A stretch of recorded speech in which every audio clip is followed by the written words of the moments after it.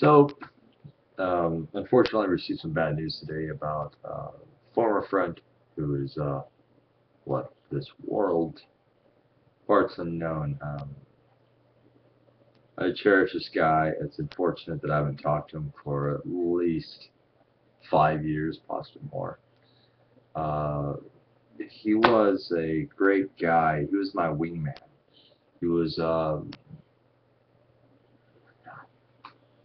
you got to remember this was like 10, 15 years ago, when my whole objective was to go out to clubs and bars and get laid. And I met this guy, and that was his objective, although he was a little bit older than me. He was a black guy. He kind of looked like Samuel L. Jackson, but way thinner. But he had like real good style, like the guy dressed. He worked at a thrift store. And he always dressed in like 1950s, 1960s suits, the fedora and all that shit. Like he was sharp, and people would call him a pimp. And honestly, I thought that was kind of funny because he looked like a pimp. But he got really offended because he thought it was a racial thing because he would say like, yeah, you think that's fucking funny, Zach, but if you were wearing this suit and somebody called you, they wanted to call you a pimp because you're white. The best part about having a man of color, like my friend Carlton, who is black as midnight, uh, is if your objective is to try to like hook up and get laid, right? It's best. Your wingman is always ideal to have a wingman of the opposite color, and it worked great because let's face it, people like either dark meat or white meat, and so there was no inner competition between us. It was like we could tell. We could walk up to a table full of girls and we'd be like,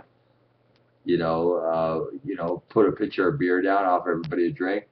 And you could tell right away which ones were into the dark meat and which ones were the white meat. It is what it is, right? I mean, and so there was no competition.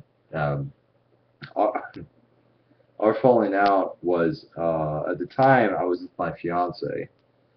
That I was with for 9 years. I know this sounds weird, but we were on our way out, and she was cheating on me. I was cheating on her. It was a bad time, but yeah, obviously I couldn't bring a woman back to my place because I lived with my fiance. We were in the process of separating, which took a long time, but eventually got done. Anyway, so we go back to his place. The problem is like, he got a little weird where it was like he basically straight up told me, and that's cool. It's his pad, whatever. He said, hey, I don't care if you boink women over here. That's cool, but you can't be boinking chicks in my bed if I'm not getting boinked. I was like, well, okay, I understand that, my homie. What? How do you? What do you want me to do about that, man? Like, he's like, I don't know. I was like, well, she likes me, she likes me. If she likes you, she likes you. I don't know. It was a weird situation. It ended up ruining our relationship. And he had a valid point, and I had a valid point, and I just got to the point where there was no fucking point anymore. But it was fun while it lasted. And I guess my whole thing is if that's your goal, if your goal is to go to clubs and bars and get some tail, it's best to have a wingman 'cause it's hard to approach a table of women, right? By yourself. Uh, Especially a couple women. One of them who's not getting paid the attention to will typically get butthurt and be fucking bitter and angry and cock block your ass out the door. That's why you need a wingman. It's best to have a wingman that's the opposite color of you, whether you're black, yellow, blue, purple, white.